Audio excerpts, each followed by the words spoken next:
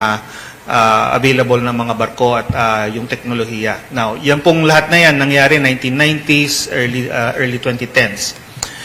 Sigurado na dahil nakapag-practice na sila, ika nga, magagawa siguro nilang mas mabilis pa sa ngayon. No? Kaya yun po yung ating concern. No? Dapat talagang hindi natin payagan na mangyari ito dahil magiging ganun talaga yan. Magiging military base na mga 120 nautical miles lang from Manila, Subic, from Luzon essentially. No? So hindi po talaga natin pwedeng tanggapin yon. Yun po ay magiging serious threat sa ating security. Kay Professor J at kay Admiral Ong po. Sabi nyo kanina, parang ito, deja vu na lang ito. Nakita na natin ito na nangyari nung nakaraan.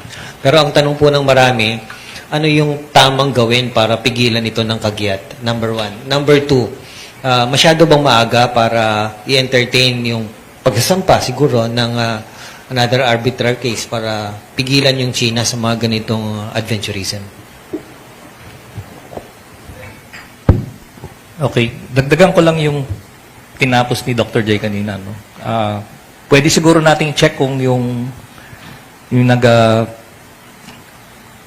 nag-ooperate sa Manila Bay are also part of the Chinese state-owned companies that were involved in the construction in dun sa Spratlys, no?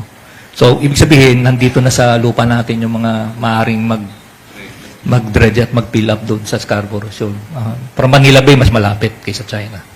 So, check ko ulit, pag uwi ko, check ko, pero my speculation is sila rin yung involved dito sa activities sa Spratlys.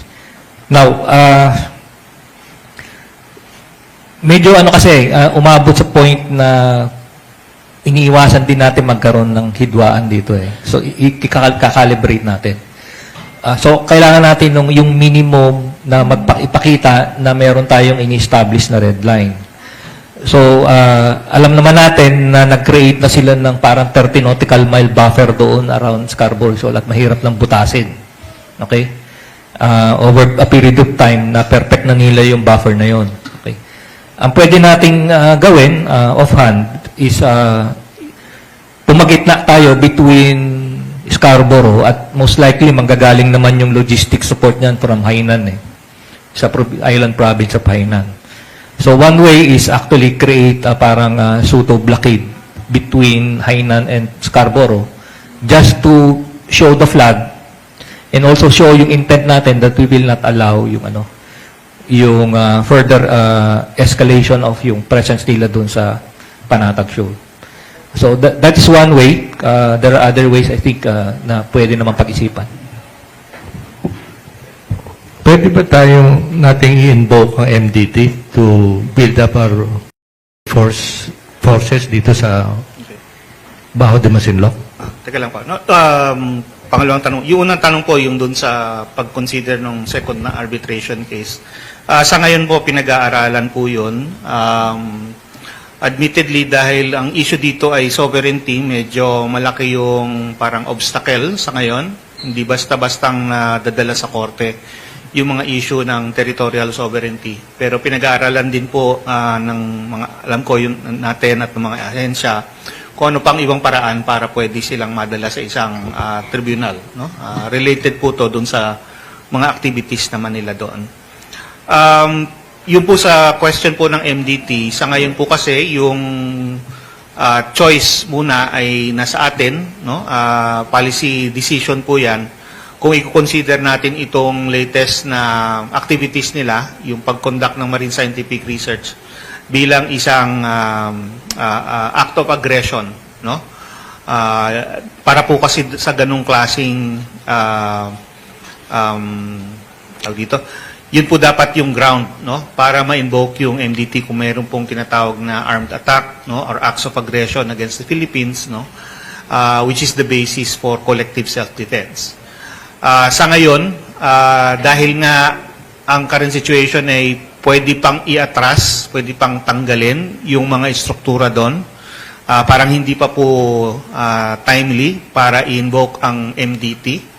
No? In the sense na para gamitin at tanggalin by force yung mga struktura na yon. Gayunpaman, yung MDT alalahanin natin ay isa lamang na instrumento at isang aspeto lamang ng ating security arrangements with other countries, no? Particularly with the US. Pero marami din tayong mga security arrangements with other partners like Japan, Australia, etc. Yung pong pwedeng gawin doon, mga options doon sa pamagitan ng mga ibang agreements and arrangements na yon, sa ngayon open pa naman, no? At makikita natin, base po siguro sa pakikitungo natin doon sa mga individual na mga partners na yon, kung anong pwedeng gawin through those security arrangements. Dagdagan ko lang yung sagot na how we can deter China in pushing for its illegal plan, no? Kung magre-reclaim man sila. On the part of the National Task Force for the West Philippine Sea, naniniwala tayo na ang transparency effort ng ating pamahalaan ay isang napakahalagang hakbang, no? To deter China from realizing kung ano man ang plano nila sa Baho de Masinloc. For two good reasons. Una sa lahat, alam natin na tayo ang ASEAN host country ngayon. So, you can just imagine na ang COC ay pinag-uusapan. So, if we're going to tell our ASEAN neighbors na ang China ay nagba-violate ng 2002 DOC, that they are not sincere dialogue partner dahil ginagawa pa rin nila ito sa gitna ng pag-usap tungkol sa COC, we are hoping that this kind of reputational damage will make China think twice para gumawa ng mga maling gawain na ganito. Secondly, we also intend to make the international community aware of what's happening in Baho de Masinloc.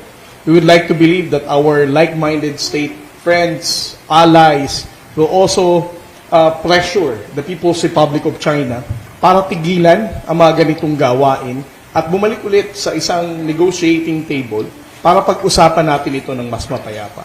So, through transparency effort of the NTFWPS, naniniwala tayo ng kahalagahan nito to expose such unlawful activities to the world. Thank you.